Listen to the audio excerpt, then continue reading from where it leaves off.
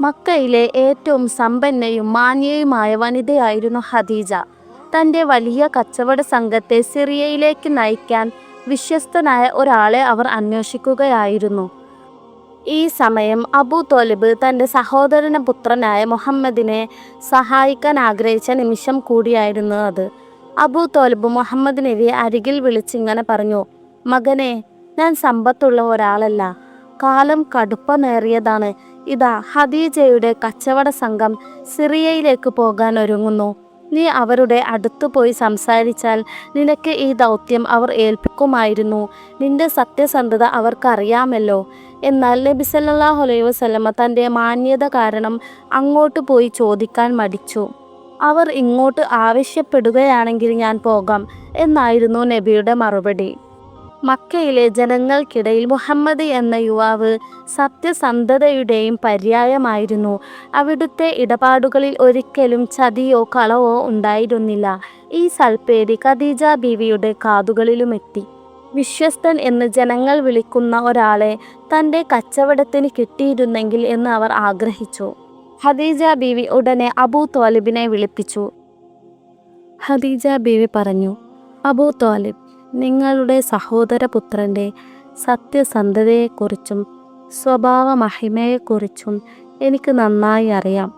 എൻ്റെ കച്ചവട സംഘത്തെ നയിക്കാൻ അദ്ദേഹത്തെ വിട്ടുതരികയാണെങ്കിൽ മറ്റാർക്കും നൽകാത്തതിനേക്കാൾ വലിയൊരു വിഹിതം ഞാൻ അദ്ദേഹത്തിന് നൽകാം." അബൂ ത്വാലിബ് ഉടൻ തന്നെ മുഹമ്മദ് നബിയുടെ അടുത്തെത്തി ആ സന്തോഷ വാർത്ത അറിയിച്ചു. നബി സല്ലല്ലാഹു അലൈഹി വസല്ലം ആ ദൗത്യം ഏറ്റെടുത്തു. ഖദീജ ബീവി തൻ്റെ വിശ്വസ്തനായ അടിമയ മൈസറയെ വിളിച്ച് ഇങ്ങനെ നിർദ്ദേശിച്ചു: "നീ മുഹമ്മദിനൊപ്പം പോകണം.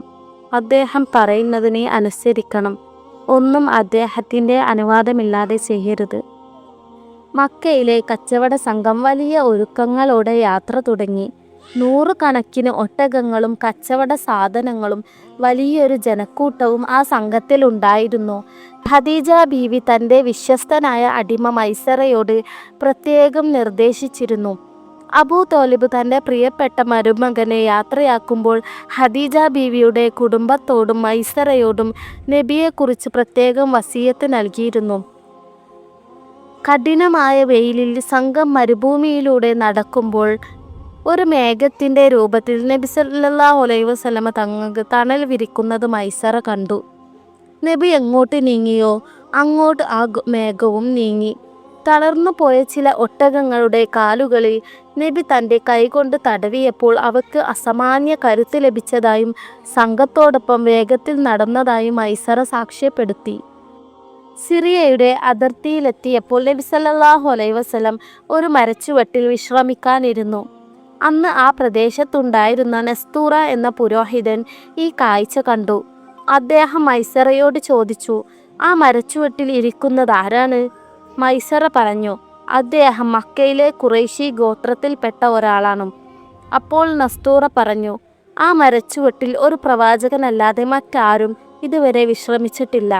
ഇദ്ദേഹം വരാനിരിക്കുന്ന അന്ത്യപ്രവാചകനാണ്." കച്ചവടത്തിലെ സത്യസന്ധത സിറിയയിലെ കച്ചവട കേന്ദ്രങ്ങളിൽ നബി സല്ലല്ലാഹു അലൈഹി വസല്ലമ ഇടപെട്ട രീതി എല്ലാവരെയും അത്ഭുതപ്പെടുത്തി. സാധനങ്ങളുടെ കുറവുകൾ മറച്ചു വെക്കാതെ സത്യസന്ധമായ വില പറഞ്ഞ് അദ്ദേഹം കച്ചവടം നടത്തി. ഒരു ജൂത കച്ചവടക്കാരൻ നബിയോട് വിഗ്രഹങ്ങളെ സാക്ഷിയാക്കി സത്യം ചെയ്യാൻ ആവശ്യപ്പെട്ടപ്പോൾ നബി തങ്ങൾ പറഞ്ഞു: "ഞാൻ ഒരിക്കലും അവയുടെ പേരിൽ സത്യം ചെയ്യില്ല. അവയോളം ഞാൻ വെറുക്കുന്ന മറ്റൊന്നുമില്ല." നബിയുടെ ഈ ഉറച്ച നിലപാടും മാന്യതയും കണ്ടപ്പോൾ ആ ജൂതൻ പോലും പറഞ്ഞു: "ഇദ്ദേഹം പ്രവാചകൻ തന്നെയായിരിക്കും."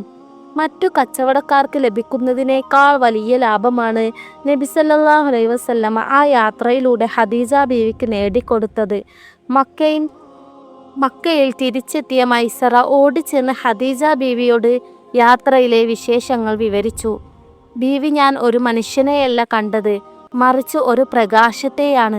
അദ്ദേഹത്തിൻ്റെ സത്യസന്ധതയും അദ്ദേഹത്തിന് ലഭിച്ച അദൃശ്യമായ തണലും ഞാൻ നേരിട്ട് കണ്ടു."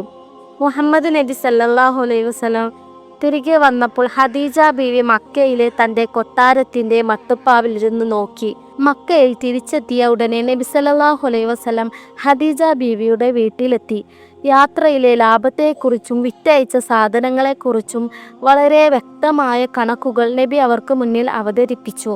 മുൻപ് പല പ്രഗത്ഭരായ കച്ചവടക്കാരും പോയിട്ടുണ്ടെങ്കിലും മുഹമ്മദ് നബിയെ കൊണ്ടുവന്ന അത്രയും വലിയൊരു ലാഭം ഖദീജ ബീവിക്ക് ഒരിക്കലും ലഭിച്ചിരുന്നില്ല.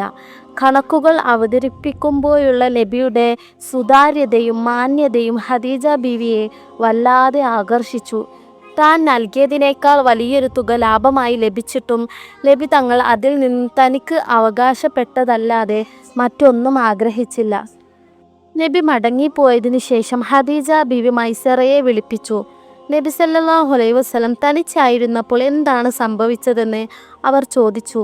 മൈസറ ആവേശത്തോടെ പറഞ്ഞു, ബീവി, ഞാൻ ഇത്രയും കാലം അങ്ങയുടെ അടിമയായി പലരോടൊപ്പം യാത്ര ചെയ്തിട്ടുണ്ട്. എന്നാൽ മുഹമ്മദിനെ പോലെ ഒരാളെ ഞാൻ കണ്ടിട്ടില്ല. അദ്ദേഹം സംസാരിക്കുമ്പോൾ സത്യം മാത്രമേ പറയൂ. അദ്ദേഹത്തിൻ്റെ പെരുമാറ്റം അത്രമേൽ മാന്യമാണ്. യാത്രയിലുടനീളം മേഘങ്ങൾ അദ്ദേഹത്തിന് തണൽ നൽകുന്നത് ഞാൻ കണ്ടു. നസ്തൂറ എന്ന പുരോഹിതൻ അദ്ദേഹം പ്രവാചകനാണെന്ന് സാക്ഷ്യപ്പെടുത്തി. മൈസറയുടെ വാക്കുകൾ കേട്ടപ്പോൾ ഖദീജ ബീവിക്ക് നബിയോട് വെറും ഒരു കച്ചവടക്കാരനോടുള്ള താല്പര്യമല്ല തോന്നിയത്, മറിച്ച് വലിയൊരു ആദരവായിരുന്നു. അവർ ചിന്തിച്ചു, സൗന്ദര്യവും ബുദ്ധിയും സത്യസന്ധതയും ഒത്തുചേർന്ന ഇത്രയും ഉത്തമനായ ഒരു മനുഷ്യൻ മക്കയിൽ വേറെയില്ല.